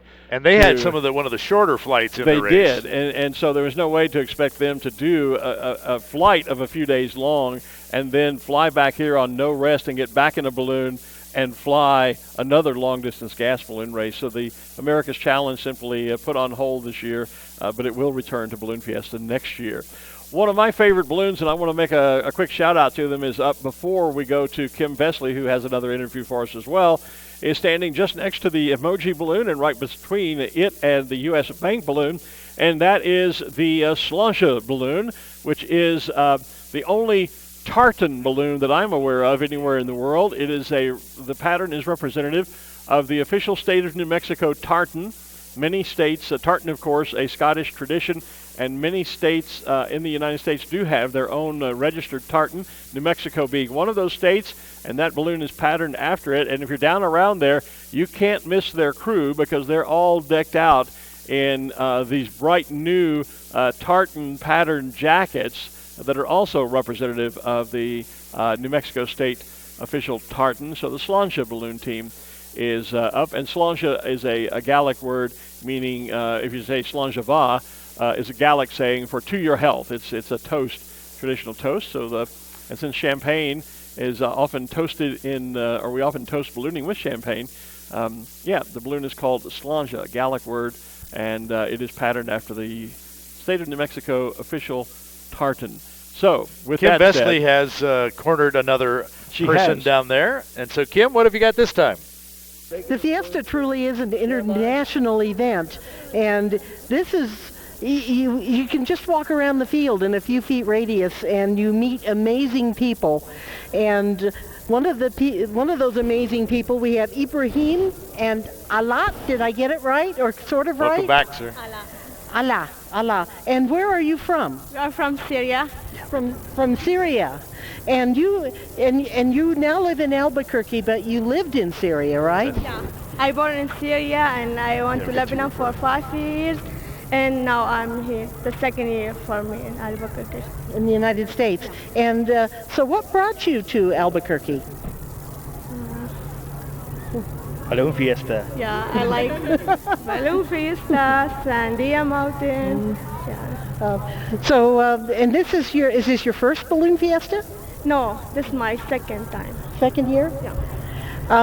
And you guys, are you students or? Yeah, we are in high school, Highland High School. Wow, that's Highland Hornets, all right. Yeah. Uh-huh. Do you have a favorite balloon? Yeah, I have one. Which one? This one is my favorite. Oh, you look at Bimbo, I think. Is that right? You looking at Bimbo? Okay. Do you have a favorite? Oh yeah, the cow Balloon Fiesta. These folks are from Syria, and they did ask if they could briefly do a greeting in Arabic. So go ahead. Okay, أهلا وسهلا في بالون فيستا. مرحبا جميعا، اهلا وسهلا فيكم في بالون فيستا، شرفتونا اليوم، اهلا بحضوركم، بس البالونات ما طاروا يعني شيء مش مليح. Not sure what you said. I hope it was clean. But we have an international audience, and we may very well have people in the Middle East that are seeing this live stream. So we're really happy to have you with us, and happy to have you in the United States. We happy too. Well, thank you for being here and taking a couple of minutes out of your balloon watching. Glen and Art, back to you. Thanks, Kim. And she really is on the international street corner down there, isn't she? She is. Well, you can't do but a few steps and run into somebody from someplace else. And that's very around true. The rest. Hey, so Albuquerque Mayor Tim Keller has joined us again this morning. Good morning again, Mayor. Good morning, Albuquerque. Great to be out here with you. So we talked about yesterday about how great this is for the city and the state and all those other kinds of things, but you're just telling me you're out here because you're also part of a balloon crew. It's true. I haven't been able to crew much since I became mayor, but I went up with them on Friday, and it's the Sunflyer balloon. It's a blue balloon with a Zia symbol with kind of a big sun in the middle. And it's a fun story about that design. Kids actually designed it. It was an elementary school design competition, and they picked winners and designed the balloon after that. And so now it is a great supplement to all the other awesome balloons out there. So how often do you get to go out with them then? Not much. You said yeah. I used to be able to go. We, of course, do in February. There's the Lovers Rally. Friends and Lovers Rally. Rally. That's always one of my favorites. So I try and hit that. And then usually a couple of times before Fiesta, I'll help out as they're kind of getting their hours Kind of get your crew currency back up. Yeah, you got to have some credibility, with the crew. You can't just show up for Balloon Fiesta. So, but they've been nice to me since I got mayor. They're giving me a pass on the warm-up. So I only went once this year, just on Friday. Okay. It was a beautiful flight, and Friday was a great day to fly. It was, and the lift from the schools. Of course, folks know in Albuquerque we have the ABQ Aloft where balloons lift off from schools, and right. It's great for parents and kids. And also, if you're up in the air, I got to fly out on the west side. I hadn't been out there in a while, and really special experience. We had a balloon that we put up at the Montessori school down basically about the river in I-40. Yeah. And we just did a static display like we're doing this morning. We probably had the entire school of 300 kids out there with their parents and just had a great time putting them in the basket and letting them try different things out as well. What do you think about this crowd? This is great, and the static display is actually always a hit, I think, because, people, you want them to go up, obviously. Right. But you're grateful that they're up, and displaying, given that the weather, won't let them fly. So actually, this tends to be, you get your pictures in, the crowd tends to be a little bit thinner, but as you can see, it's still packed out there. And What's happened is they've actually spread out across the field. Yeah, we've been urging them to kind of come and see things from the west side. And we've noticed that the crowd has done that much more so this morning than in the past. Yeah, and it's good to see that, the special shapes. I was out here with my 3- and 5-year-old, And for those two, you almost want a long static display so your kids can see them and you can really appreciate them before they take off. And get to all of them to get the picture of them. That's with your right. kids. My 5-year-old's running across, we got to go see the cow, we got to go see Darth Vader. And I'm like, that's like an hour walk away. Yeah. So you need them to stay there a while. Hey, a message to all of our visitors. We've been talking to a lot of folks from all around the country, all around the world. Any message for them while you're here? Welcome to Albuquerque. This is a strong and resilient city, and we've got a lot of unique, amazing things, including the Balloon Fiesta. This is truly a world-class event. And if you are in town, there's a lot more to do, too. So it's Greek Festival right now. I was down there yesterday. The lamb is fabulous. We also have a Dragon Light Festival at Expo, New Mexico at our fairgrounds. And then our zoo is an extremely good zoo, given the size of our city. And there's special balloon-related things going on at all our museums, too. So there's lots to do in Albuquerque. And check out Old Town, buy some souvenirs. There you go. Mayor Tim Keller, thanks for joining us here this morning on Balloon Fiesta Live. Thank you. Great to be out. Great. Thank you, Mr. Mayor. Always good to have him come up. He's an energetic politician. I like that. Yep. So we continue to have balloons stand up here on the field, and some are putting deflating their balloons and putting them down. We talked about getting out there and being involved in the whole static display here. And I got word from Al Tetrault, who is one of the board of directors, members of the board of directors for Balloon Fiesta, also kind of the board liaison to all the public safety of organizations that are out here. And he wanted to bring me word out here that we've got great special pilots out here, but we got one very special one putting a show on out there today. Okay. And so it is Sean Ahrens from Nebraska. He has been putting kids in his basket, letting them take pictures. Some of them are getting an opportunity to operate the burner there. So giving those kids and families a real experience around the balloons while we're doing this static display out there. And I'm sure there are others that are doing similar things as well, but Al wanted us to mention Sean there. Well, that's great that Sean's doing that, and I would venture to say I would suspect there are other pilots out there who might do that You as well. betcha. And we appreciate all the pilots setting the balloon up today. As pilots, we want to fly these balloons. Oh, just sure. as well, and we've heard from some of these international pilots that have traveled many, many miles to be here, and they came here to fly. They came here to experience what it's like to be in the sky above Albuquerque, to fly the box and experience all of that. And so certainly there's a level of disappointment among them as well as those spectators who are disappointed that they don't fly. But as I said earlier, I think in a lot of ways a show like we're doing this morning, a static display, can be just as exciting, if not in some ways more exciting for the spectators. And for the pilots and crew, it's just as much work as if we'd flown. We still have to put it all together, inflate but it. The pilots and crew also get that opportunity to interact with spectators, to meet people from around the world and from here in Albuquerque and share with them. You have a lot of conversations while you're there in your basket, standing the balloon up. You have the chance to share your love and passion for ballooning with other folks. And, who knows, some kid who climbed into Sean's basket and took a picture might be, in another few years, might be going to the BFA Junior Balloonist camps and becoming a balloon pilot. They might be the balloonist of tomorrow. You never know how an experience like this might touch a young person's life and get them involved into the sport. That's exactly right. We hear stories all the time. We heard Savannah Bradley took her first flight at 5 months old. Right, exactly. Well, other kids get theirs at a couple of years old. For whatever reason, they run into a pilot like we've been talking about, like many of ours are here. And it does. It fires up their inspiration, gets them all fired up to move forward and just get involved in the sport. Thank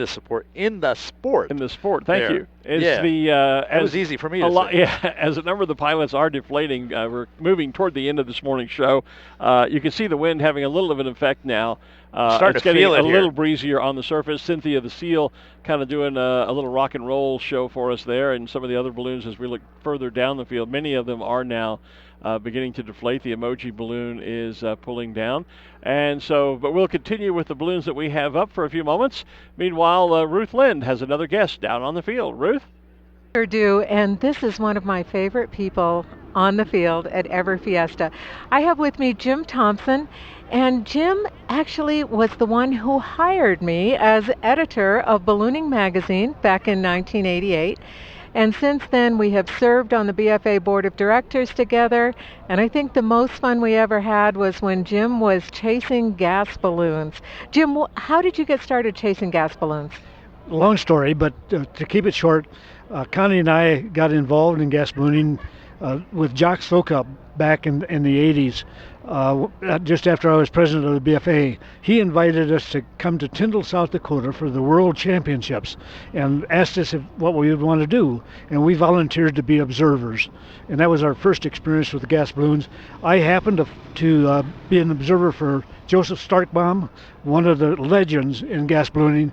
He flew here from Albuquerque to Sheboygan, Wisconsin, and we drove all the way up there to chasing him and watched him land.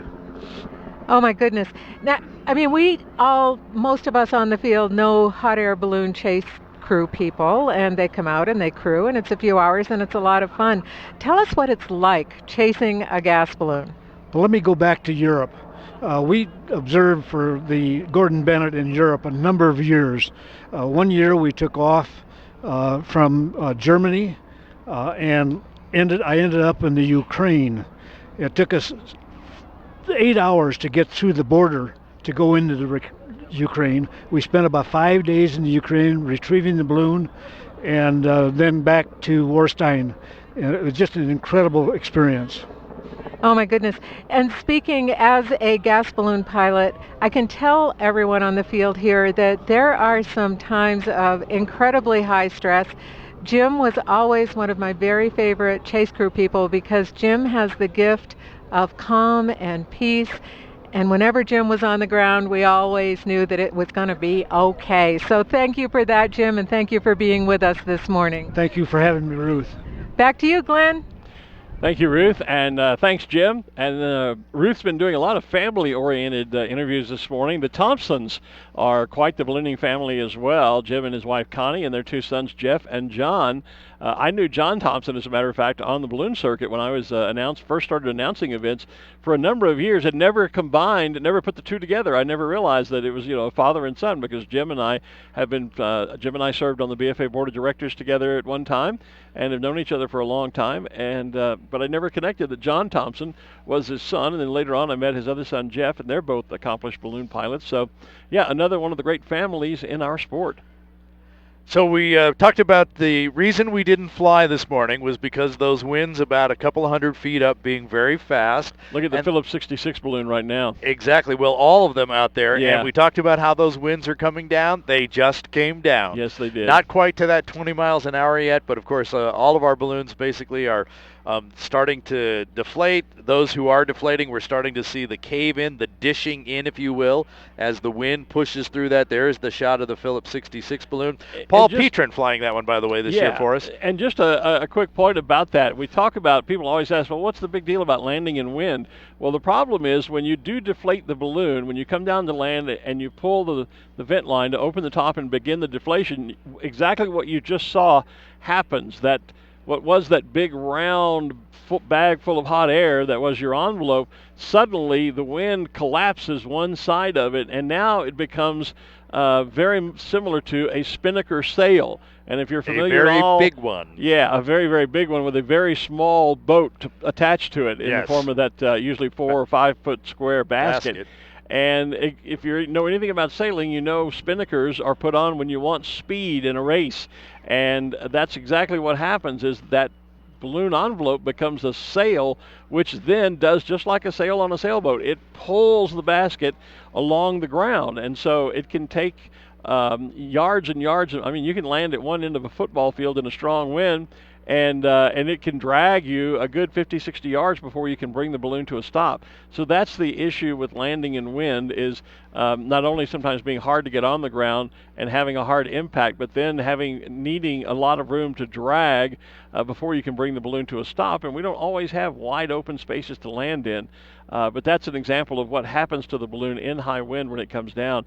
You end up with what was a balloon is now a spinnaker sail, and you're in a little wicker boat being pulled along, which is not always a nice, smooth ride.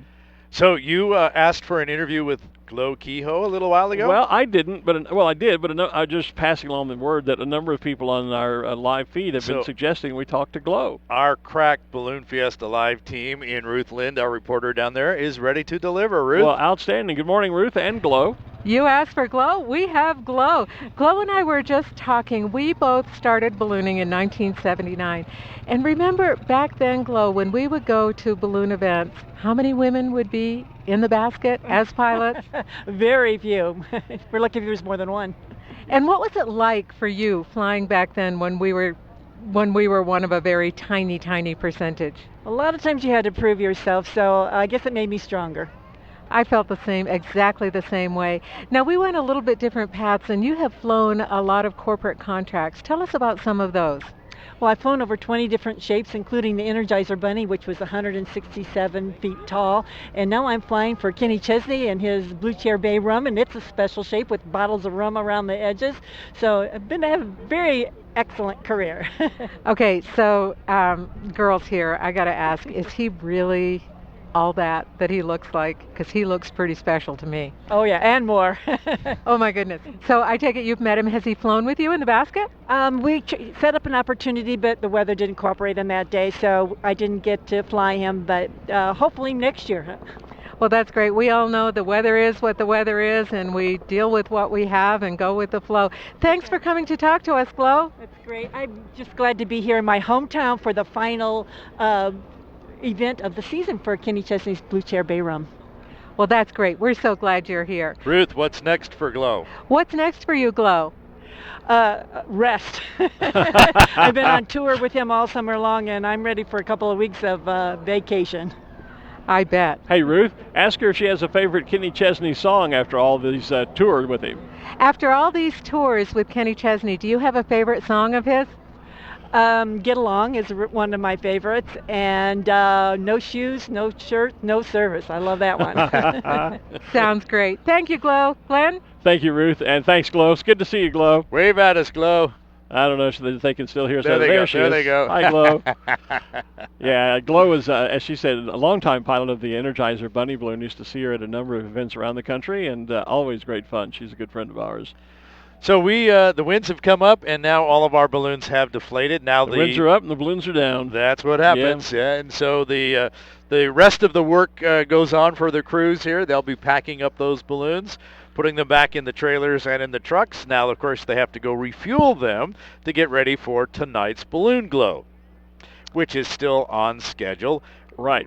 And last night we didn't get a chance to do this, but we did everything we could to be able to pull that together. And it was one of those, we waited as long, and then we finally had to cancel the Balloon Glow last night. And we will, the weather forecasts again don't look that great, but you never know what's going to happen. So we would still encourage you to tune into our feed, come on out to the field here tonight with the Balloon Glow scheduled to get underway about 6 o'clock. Our Team Fast Track Skydivers will be diving back in again at 5:45 tonight. We've got a fabulous fireworks show after all of that happens. There's actually a car show here on the field this afternoon as well, so you can stick around for that.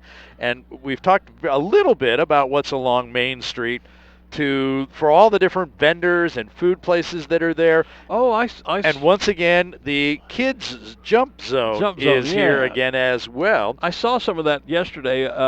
Steve and I were on the golf cart going up to the top of the hill, and I saw some of this stuff back behind the main stage, and I didn't realize that's what it was. But the kids' jump zone has, oh goodness, they have an area where you can walk on water. They have the Tower of Terror parachute ride, which does look kind of terrifying. And for the younger folks, there's face painting. There's all sorts of inflatable jump, bouncy castle kind of things, trampolines, and that sort of stuff. So it's all over in the kids' jump zone, which is on the north. This says fun zone on north-south end of field. So it's really on the south end back here. Yeah, it's on the south end back here of the field. Yeah. Yeah. So really, you could just kind of spend the day out here. You could certainly have a late breakfast and early lunch. I will be spending the day out here because the Balloon Federation of America has its annual general membership meeting coming up at 11 o'clock over in the Sid Cutter Pilots Pavilion, and I'll be attending that. And then after that, that'll wrap up about 1 o'clock, and then after that, I have to be back up here about 3:30 or 4 this afternoon. So. Probably going to spend most of the day here at Balloon Fiesta Park. You certainly could. I'm going to go take a nap this afternoon. while you're did working. Not need to hear that. Sorry. Yeah, that's I think I could find a job for you doing something this Well, afternoon. there's always something to do when you're producing the show like this. Well, here, so. there is, and for those of you that are down on the field, there is still something you can do, and that is, of course, to visit over on Main Street all of our fantastic vendors. That's one of the things I am going to do this morning is I'm going to take my golf cart and go over and take a run up and down Main Street, see who the vendors are that are here. I know there are some longtime favorites, and there's always a few new ones that show up. There's some great activities taking place on our screen right here. Yeah, there is. There's a little bit. There's looks They're like over a game of cornhole going on there. Over at the Beambo tent over there. So you could go over there and win some Beambo products and sample that's some. Just one of the many vendors you could visit with, and you could do some shopping. Speaking of shopping, let me get this in real quickly. I meant to do it earlier. I talked about how last year I did some shopping with Pandora. They are here, but right next to, let me get around to the message once again. We had Andrew Holly here this morning, who, as I was telling you, is the only balloonist to have flown a hot air balloon in all 50 United States, and he did it in a record 43 days and some hours, which meant in some cases he flew in 2 and 3 states all in a single day. And the team, I was very proud to be a part of the team, and Andrew was kind enough to get me a duplicate of the Guinness Book of World Records certificate that we got. The team won for that flight. Andrew won for that flight. And they've created a wonderful DVD and a coffee table book all about that adventure. And Phil Whittington has those for sale, both the DVD and the book. And his booth is located out on the north side, right next to the Pandora tent. So if you find Pandora, right next door will be Phil Whittington. And the DVD and the book are both on special Fiesta sale, $15 for the DVD. And folks, this is a 4-hour DVD. Wow. I mean, this is not a 10-minute highlight show. This is, and it's amazing. You may want to watch it in a few different sittings, but it is an amazing production. So the DVD is $15, and the book, the coffee table book, is $30. And I'm actually mentioned in the book for what that's worth. So well, there you go. Yeah. So he's out on the north end of the field. A couple of other things out on the north end of the field. The chainsaw carving. That's the very tiny, small tents. Those little 8-pointed tents you see down on the north end of the field is where that takes place. Fabulous demonstrations going on all morning, and again this afternoon out there. The big L-shaped white tent. It's just to the east of that. The Balloon Discovery Center. Great place for the kids to go and experience some hands-on activities about ballooning. And then the regular rectangle-shaped tent out there that's a little bit farther to the east, that's the Artisans, a juried arts and crafts show out there that you'll want to check out. Hey, we're just about to wrap up here, but Kim's managed to snag a pilot out there. So Kim Vestley, let's get some final words from you and what's going on out there. Somebody you all know and love. Oh, looky that! Oh my goodness! I was going to say, you've never seen this guy in your life before. No, never. No, they just told us you had a pilot. You don't have just any pilot. You have. We have Johnny Petrin. We've got a meeting of the Gainfully Unemployed America's Challenge folks out here. Since Johnny is on the America's Challenge. And first of all, you're from Houston, right? I live in Houston, and the Astros are winning up 2-0, so we're excited. Well, we're excited about Alex Bregman around here, since he's from Albuquerque, of course. Yep. Okay, Johnny, you're the pilot of the Cannon balloon. Yeah, we had the Cannon balloon out this morning. Unfortunately, there were a lot of winds in other locations in the valley, but we had a nice calm spell here, so a lot of the balloons were able to put on a nice show for the crowd. We had the Cannon balloon up for, it might have almost been 2 hours, and then as you can see, the wind finally got here, so those are why we take the precautions and why we didn't fly. And we're always, we live by the better safe than sorry, so today's a perfect example of we're able to put on a good show and everybody was still able to be real safe. Well, Johnny has so many national championships, I'm not sure I can count that high. So many. We've been fortunate. We've won the national championship 4 times. Okay. And what I wanted to mention too is competition is starting tomorrow. Are you flying competition? I'm not flying competition. Because we're flying the presenting sponsor Cannon's balloon, we're launching off the field every day. So all of my buddies flying competition call me on the radio and ask me what the winds are doing or where they need to launch. So I get to help all my friends today. Okay, it's a little noisy out here. Well, I do have one more question, and that is what is different about flying competition than, say, of Ascension? Well, with the Mass Ascension, with me and the cannon balloon, I've got 4 or 5 VIPs flying in the basket with us. In competition, I fly a little small balloon by myself. So we get to launch off the nice green grass. The competitors will go out into the community and launch and try to fly in. So it's a little bit easier being me than the competitors, because some days it's a really difficult place to fly into. So, do you have any trade secrets you want to share? No, fly real close to the target and drop your marker in the middle, and if you do that all week long, you'll win. But getting there is half the fun. Getting there is half the fun. This is a frustrating and fun and fantastic place to fly as a competitor. So I'll be watching and hoping everybody does well. So what makes it frustrating? You've piqued my interest. Well, Albuquerque sits like in a bowl, it's a big bowl of cereal, and the winds swirl around, and sometimes you take off and you just don't know where it's going to go, and then 20 minutes later the winds will change. So it's challenging. You have to really always pay attention and watch what's going on and watch all the other balloons and try to figure out how to get where you're trying to go. Well, great, Johnny. It's always a pleasure seeing you. How many Fiestas? I think this is number 24. I've been to a couple others as a spectator and a co-pilot, but I think this is my 24th as a pilot. Wow. Yeah. Wow. Well, we're so glad to have you back. And I would take questions, but I've lost my air audio, guys. So you've got it from here. And we'll just sit and watch the wind blow and go get a couple of breakfast burritos. Thanks, Kim. Thanks, Sounds like Johnny. a plan, Kim. And what Johnny didn't mention, he does have 4 national champions. Johnny also has 2 World Championships, and at one time was the #1 ranked competitive pilot in the world. And so if he calls flying here frustrating and challenging, then you can bet that it is frustrating and challenging. And he's another representative of a great family in the sport of ballooning, the Petrons. Gosh, there's so many of them. I hesitate to mention because I'll forget somebody, but Paul is here, his brother, flying the Phillips 66 balloon. I don't know if Maury is here and Andy's here. And then, of course, his late sister, Cindy, was one of our official photographers for a number of years. Right. His other sister, Becky, passed away not long ago. Yes. But an incredible, and his father, John, was one of the very first pilots to ever attempt to fly a balloon around the world. Again, another fantastic family involved in the sport of ballooning.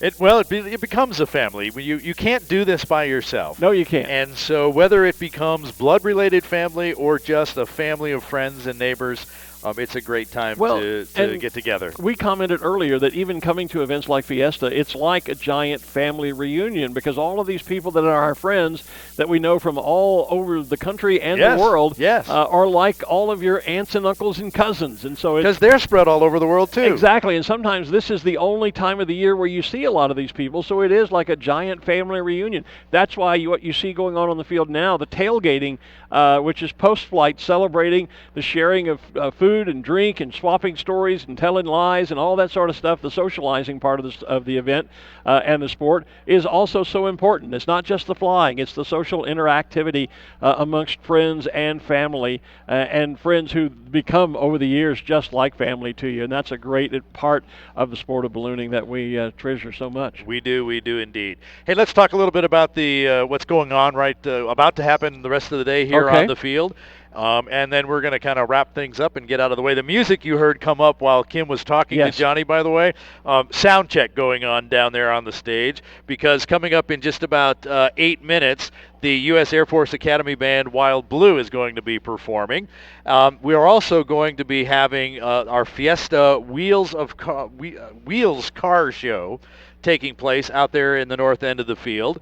And then at 11 o'clock, it's the first of 2 Balloon Fiesta pin trading days. Oh, today's pin hey, we've got a first-time pin. The Balloon Fiesta Live pin has never been seen before. This is the first year for it. We ought to you can find a team member. You can buy them in the merchandise tent. Yeah. Pin trading takes place in what is the group tours tent, which is another one of those big tents way out there on the north end of the field. That gets started at 11 o'clock. And generally they have a pin trading day pin. Yes, because they I've do. gotten them from the past years. They do again this year as well. Okay. And then this afternoon, chainsaw carving continues at 1:30. Prime 80s hits the stage at 5 o'clock. We've already talked about our team fast track skydivers at 5:45, our balloon glow at 6.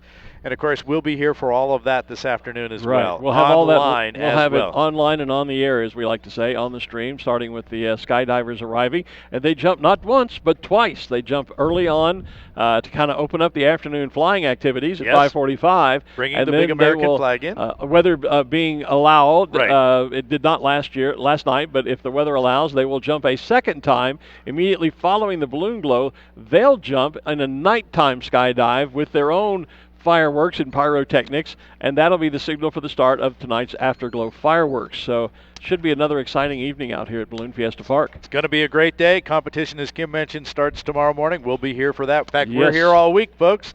Drop in and see us. 2 shows daily. Online. Yeah. That's Find it. the tip jar and drop a buck in if you can. With that said, I'm Art Lloyd Jr. with my colleague Glen Moyer for Ruth Lind and Kim Vesley and all of our Windfire production team here on Balloon Fiesta Live.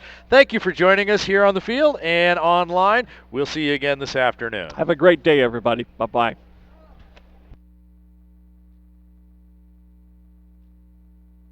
Has been live coverage of the 2018 Albuquerque International Balloon Fiesta presented by Canon. Always in October and always in Albuquerque, the Albuquerque International Balloon Fiesta is the world's premier ballooning event. This program is a production of AIBF Inc., all rights reserved. Thanks for watching Balloon Fiesta Live.